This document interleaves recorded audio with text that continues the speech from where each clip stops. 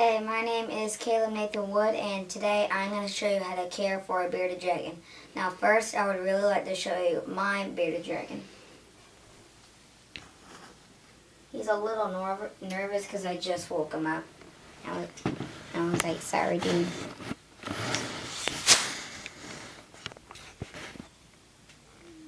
He's really friendly. He's actually a male.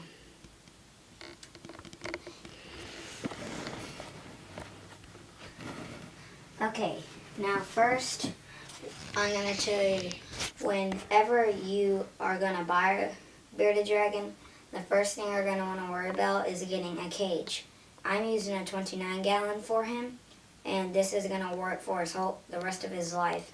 And a 10-gallon would probably work for the ones that are just born. And we got this at Goodwill. You may or may not find one at Goodwill or thrifted for $7. At the pet store, you're going to find it $50 to $100. Sort of nuts. So I go to Goodwill. And next thing I want to worry about is the substrate. I am using a walnut bedding, and this can work for babies, or you could just use the replica carpet like this, but I don't have one that fits that sort of thing, and I just like that stuff better. Now the thing is, with real sand, you're probably wondering, is I would never use that for juveniles because real sand, juvenile lizards are really clumsy eaters, and they'll eat their substrate. But adults are a lot more graceful, and they won't eat their own substrate. So once you notice them getting larger, maybe around that big, you can switch them to a different substrate if you want. And the next thing you're going to want to worry about, the third, is lighting. And you're just going to need 2 lamps or a hood and 1 lamp. And you just want a heat bulb and then UVB. And I'll tell you about those 2 later. And the last thing you're going to want to worry about is decor. They really like that stuff because they can hide and climb. It just creates a natural habitat for them. And now to the fun stuff on setting up the cage. I'm going to set it up and see what I can fit in the cage. See, he looks already tired. I'm going to use this because he can sit and be really warm because it's rock and it's going to be above his lamp. So that's what's really good about it. It's rock and you can hide in it. Well, maybe it's not real rock, but it feels and it's heavy like it. So it's not going anywhere. I'm just going to stick on this basking area and then scoot some substrate on it just to make it look nice. Just like that. And I'm also going to add this just in case, because if he's not warm enough for some reason, he can get up to this and be closer to his basking bulb, and then he'll be a lot warmer. And let me just see how I'm going to stick this on here. Sometimes if your tank is dirty, it's not going to work good. It won't stick.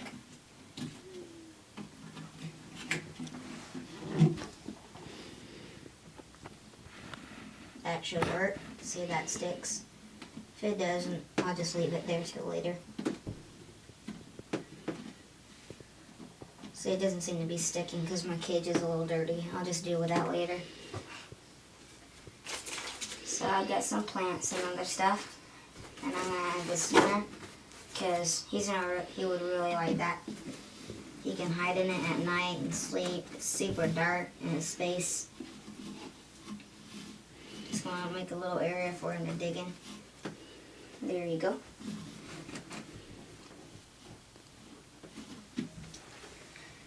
And I might put this in there, just a small little plant.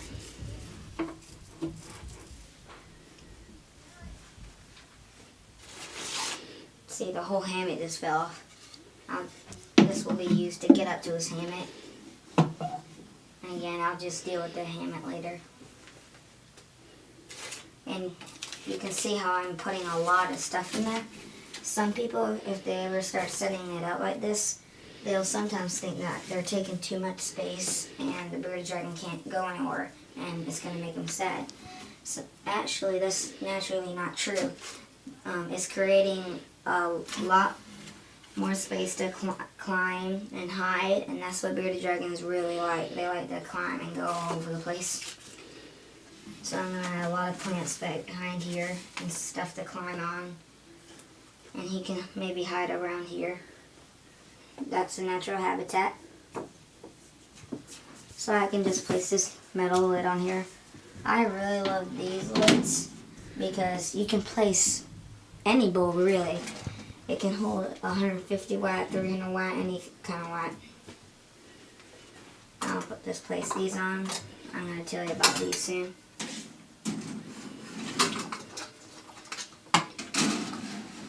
And that's the setup. Next is heating.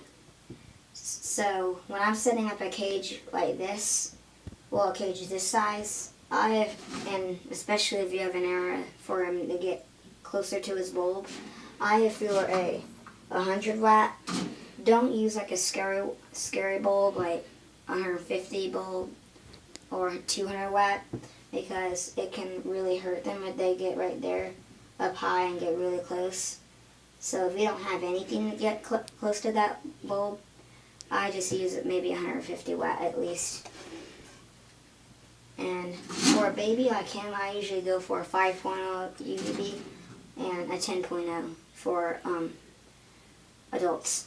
Now I'm just going to turn both of those on. Let me plug this one on. And that was just the UVB that I turned on. Now I'm going to turn this one on. Now on this side, on the basking spot, should be 100 to 110. It's okay if it gets between 120 degrees. Here on the cold spot should be about 85 degrees, Mommy, or in the low 80s. Can I hide the bunny ones? Mommy, Oh, and get out. I can hide the bunny ones. No, we're filming a video. That's my brother. Go get out. And I'll at be down in night, just a I minute. want some my book. Mommy, Go downstairs and I'll get it in a minute. okay. sorry for that interruption. And at night, as I was saying, at night it should probably be 75 degrees or in the low 70s at night. And to keep track of that, you can use maybe a 75 watt night bulb. I'm not using one because my room is pretty warm. Oh, and if you ever spot your lizard having skin falling off, that's okay unless you spot blood. But usually it means that he's going to shed. So I give him a warm bath, and sometimes I'll just squirt him off with warm water. And you don't really have to have a water bowl because it's not going to drink out of it or jump in it to get cool. And that's just going to cause trouble because crickets, if you're ever putting crickets in here, your crickets may jump in there and then will drown and die. Then that's a waste of crickets if you don't notice. So you don't need a water bowl. Oh, and whenever you're squirting them or giving them a drink, to give them a drink, I squirt small areas because he can lick off them, or I'll just squirt his little mouth and he'll lick his lips. Or you could squirt it on little greens and kale and give that to him, and he's getting water and he doesn't know it, and he loves kale. And make sure you use filtered water because tap water can hurt their skin, but filtered water is it's just a lot better on them, just to say that. And that's heating and humidity. Last is feeding. Now when you're feeding a baby like him, you go for 20 to 30 crickets a day and maybe 35 dubia roaches every 2 days because dubia roaches hold a lot more nutrition and everything. So I just do that every other day. And you can also give them superworms with their greens. And greens would be kale and lettuce. And get that to them maybe every other 3 days and pour calcium on them. And that's when I give them superworms with the greens. You can just put that in a little bowl with me. And then just place that in there. Make sure it's all wet. And the bearded dragon's going to have a nice meal.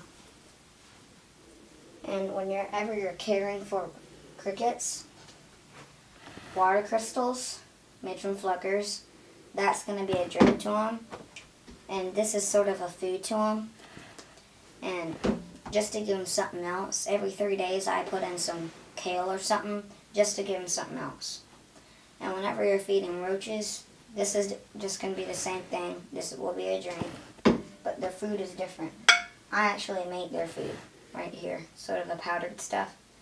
It has cat food, fish flakes, calcium, and sugar. And that's all grinded up to small pieces. I just put that in a little pile in their cage. And then I add this stuff. And again, you can add kale to the DB roaches also. But DB roaches, you're going to have to keep them at a certain temperature. If you want them to breed, they're going to breed like crazy. And they're a lot easier to care for than crickets. You're going to have to keep their cage around 80 to 90 degrees. And humidity should probably be maybe 50% if you want them to breed. And if it's all the way down to 10, they may die. And also, you can give your bearded dragon this if you want.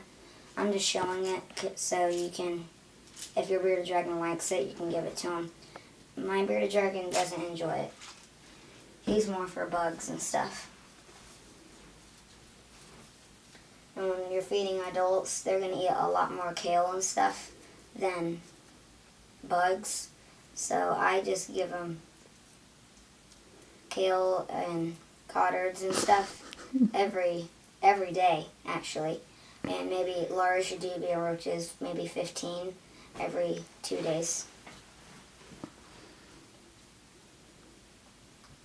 And I think that's it on how to care for our bearded dragon. Really hope you like this video.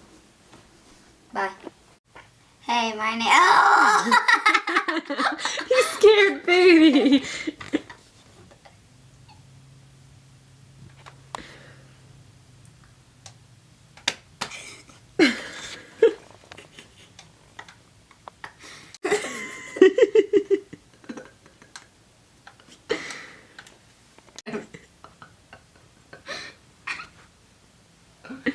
Okay.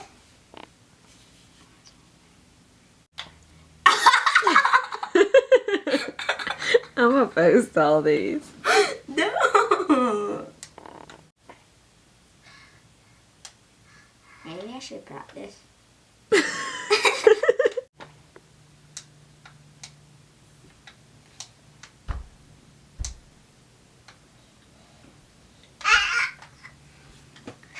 Okay.